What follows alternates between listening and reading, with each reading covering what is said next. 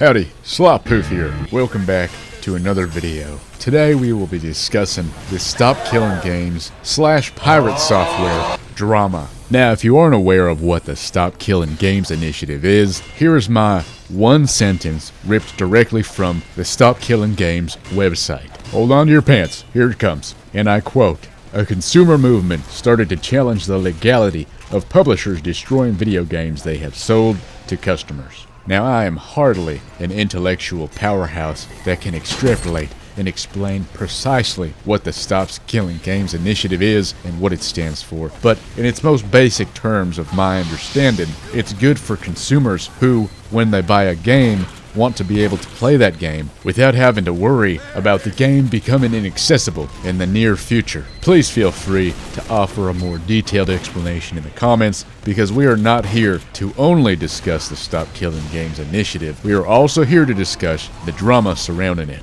And so, before we can begin our story, we must first introduce the characters involved.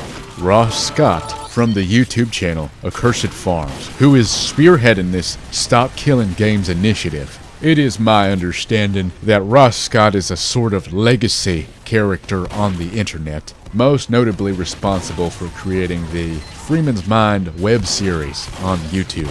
And in the opposing corner, we have Jason Hall from the YouTube channel and game studio Pirate Software. So let's start digging in on this drama. Again, we have to explain a little bit more about Stop Killing Games, which has been going on since last year. And as I mentioned earlier, the initiative aims to stop games which are sold as products from being disabled or revoked like services. Now, that is a very simple explanation, but in any case, you would think most people would get the impression that this initiative exists to implement pro-consumer changes into the gaming industry, because as it stands, my understanding is that games are sold as licenses, which essentially means they can be taken away from you for any reason, and in some cases no reason at all. And in most cases, people did take this as a way to implement pro-consumer changes in the gaming industry, except for one person, and that is the person we mentioned earlier, Jason Hall, otherwise known as Pirate Software. And now we finally can get to the juicy stuff. Pirate Software is just being made fun of and discussed to no end on the internet, at least in the parts of the internet that I like to hang out in. So this all started when Ross Scott released a quote-unquote final video about the Stop Killing Games initiative.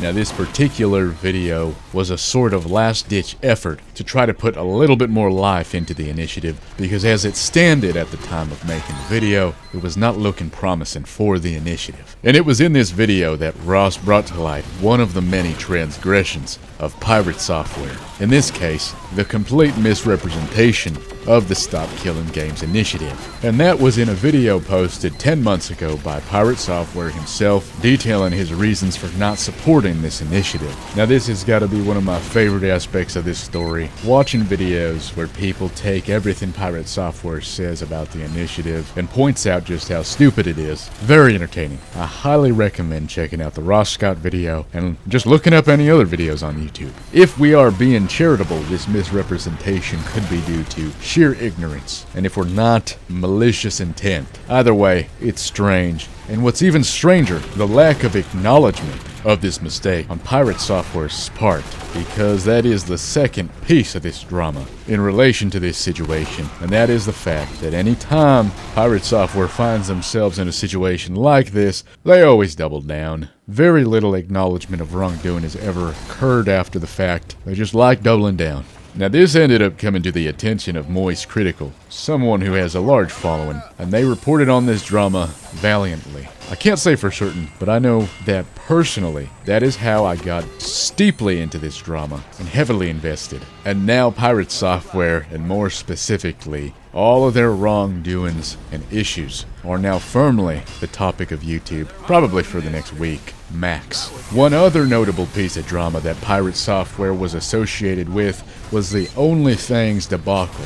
Apparently, Pirate Software was a part of the OnlyFans hardcore World of Warcraft guild back when that was a thing, but was kicked out because of his behavior. Behavior that was spurred on by a dungeon went wrong in which Pirate Software left his guild members to die. It is all very funny and entertaining. And what's more impressive is Pirate Software's ability, when in the face of unsurmountable odds, still perform Olympic-level mental gymnastics and double down. It is actually quite wild. This character's confidence in themselves and their ego is so impressive that I am in awe. And that leads us to what looks like the conclusion, but it is far from over. On one hand, the Stop Killing Games initiative has been reinvigorated by this drama, and on the other hand, Pirate Software's public image seems to have taken a nosedive. I've seen people insinuate that Pirate Software is possibly narcissistic. Of course, they have a large ego, incapable of taking even a simple L, and again, probably a little stupid. And that is all the time I have here. Unfortunately, I could not go in much detail, but please discuss in the comments. Share everything there is to share, because I don't know half of what I would like to about this topic. Thank you for watching.